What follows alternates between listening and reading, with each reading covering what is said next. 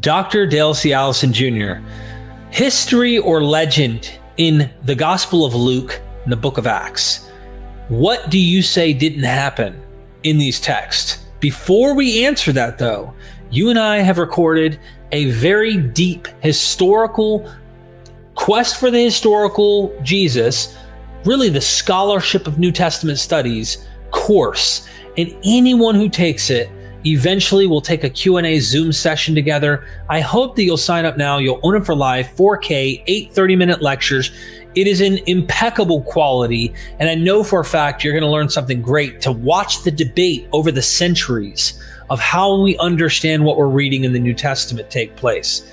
Anyone, Christian, atheist, agnostic, if you're a student who's interested in knowing why professors, why the scholars take positions they do, it's good to know the history behind it.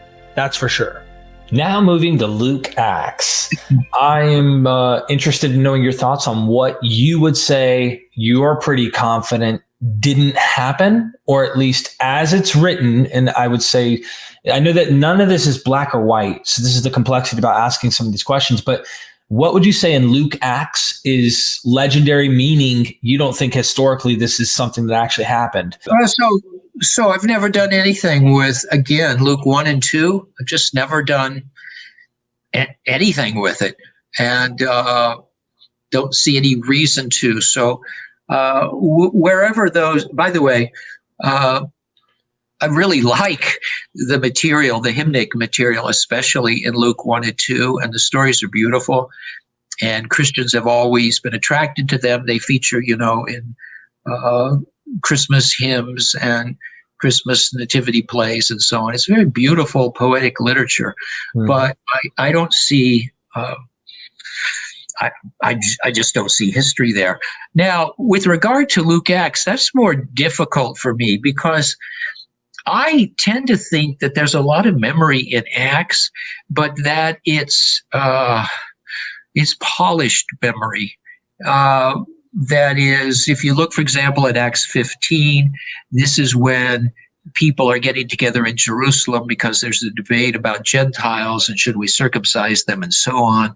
And my guess is that the meeting was more rambunctious and difficult and conflicting than Luke makes it out to be. I also think maybe that this decree or letter that they come up with may have come at some other time, some other juncture, and Luke's putting it back there. I also don't much trust Luke's chronology.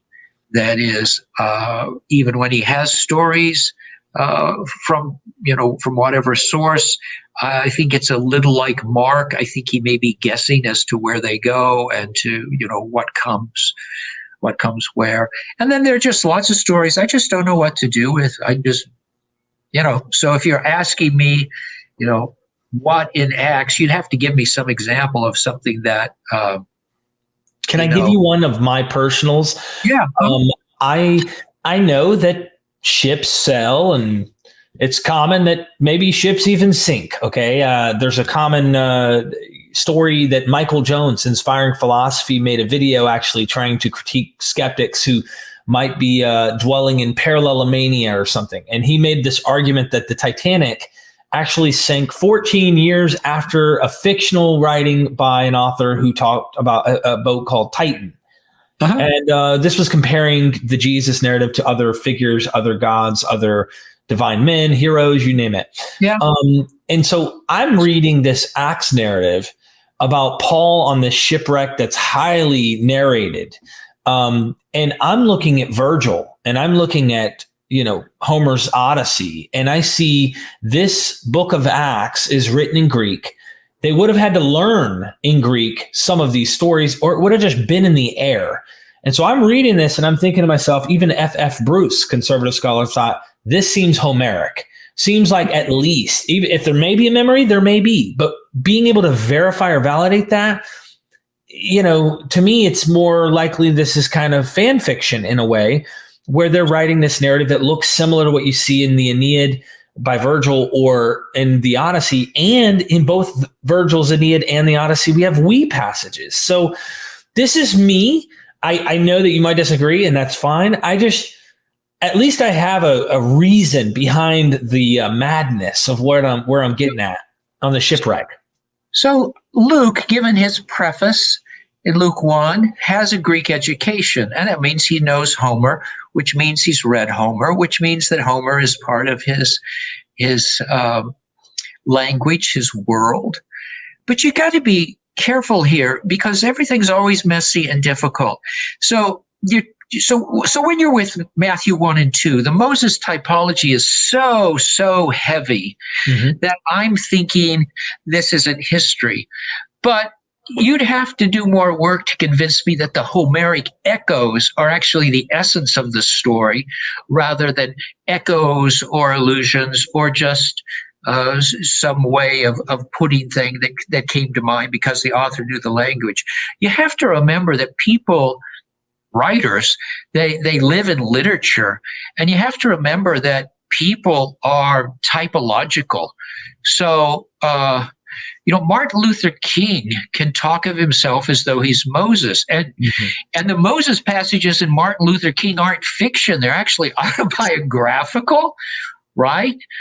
And Harriet Tubman, she comes to mind too, the marvelous woman who, went down south and freed slaves and brought them up on the Underground Railroad. They called her the Black Moses. And she was the Black Moses while she was alive, and she bought the typology.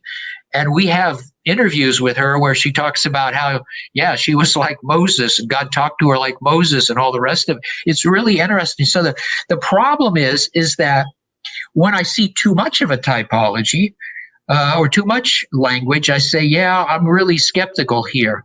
But if I see traces or things that could look like overlay or just natural language, I'm thinking, well, maybe this is a mixture of history, or this is just history told in a certain way. So, look, I haven't spent my life, I've never written a commentary on the last part of Acts. And if I went through verse by verse and looked at every nautical term, which I'm never going to do, every nautical term, figure out how often does this occur in Greek literature? And is this normal? Is this abnormal? Is this weird? Does this really look like a travel diary, or is it more like the Odyssey? I'm never going to do that. So, so since I've never done it and I'm never going to do it, I should have no strong opinion about it. All I'm going to say is that we need to be cautious. And again, parallels can do too much. You brought up the Titan and the Titanic thing. If you look at the literature, offbeat literature on the paranormal or psychic phenomena or whatever, people are always referring to that as proof of precognition. They're saying, somebody looked into the future and actually saw what was going to happen. So your explanations are always multiple, aren't they? Well, they asked him about this and they were saying, are you clairvoyant, blah, blah, blah. And he answered, no, I just know what I'm talking about. And come to find out, his father was a captain of a ship in the Great Lakes. And then he spent his entire teenage year into his adult years before he became someone who's into jewelry. He sailed the ocean. So he knows nauticas, he knows, knots, he knows ships, he knows but you can find differences, you can find similarities, but you could see that it's in the ship world, especially around this time, that you would kind of be able to make a guess like that. I definitely agree. And I appreciate you not taking a strong stance, because I am reading a lot of the scholars who are trying to see, hey, like Dennis McDonald, I know he's gone in the field. A lot of people he goes so far, and some of them haven't even read his work, which I really think they should.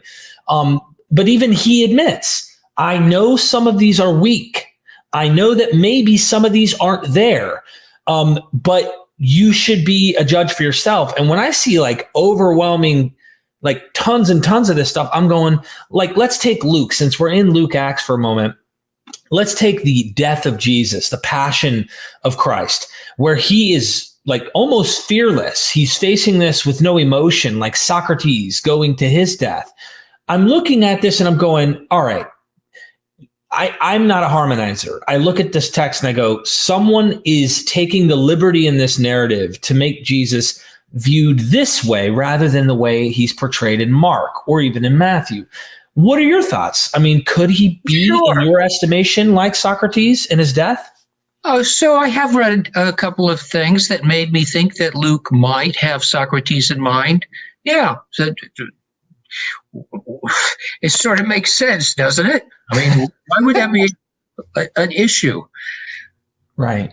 It's not an issue for me. But again, for me to judge the nautical stuff, I would really have to look at each term and how everything is used in the literature. And then you'd have to decide, first of all, does this guy really know boats, or is he just getting this from books? Right. And my guess, without having done all the work, just from things I've read, is that he probably did sail. One of the things about Luke that's always struck me is he's got these stories from all over the place, right? Got stories from all over the place. Not only that, but his heroes. Who are his heroes? His heroes are Jesus and Peter and Paul. And what do they have in common? All three are itinerants. And he actually emphasizes this. They are always going from place to place. In fact, that middle section of Luke, he turns into a travel, what's called the travel narrative, where he's always on the move and going from places to places. So there were these people in the early Christian world. Paul is one, somebody who went all over the place, right? He was in many, many, many places. I think that probably is the guy in Luke. Otherwise, I think it's hard to think he just sat at his desk and did all this. I think that early Christians are telling stories, and that Luke is moving around, and he's hearing lots of stories, and this is his attempt to, put together the best of the stories, or the stories he likes, or to make add some coherence to the very various narratives. You also have to remember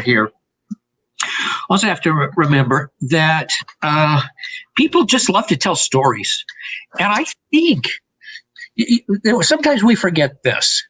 So we look at Matthew and what he's adding to Mark and thinking, he's making this all up himself, but it's impossible that early Christians didn't sit around and tell stories about Jesus. And in fact, I'm pretty sure that's what they did as much as anything else. I mean, what else are they going to do? And they must have told stories about Paul. If they liked Paul or hated Paul, they must have told stories about Paul. Same thing with Peter. And if somebody's claiming a miracle story, then, a miracle that is going to turn into a story. So the early Christian world has to be teeming with stories. Just go to any lively religious community. They're full of stories, and they're full of stories about important people and things that just happened. So, we can sometimes get into the habit of thinking on a literary level, like everybody is kind of like us, and we're sitting in our studies and we read books, and then we write about books, and we respond to books, and so on. But I think in the real human world, everybody's telling stories. And that if you wanted to, you could hear a bunch of stories and then write them down.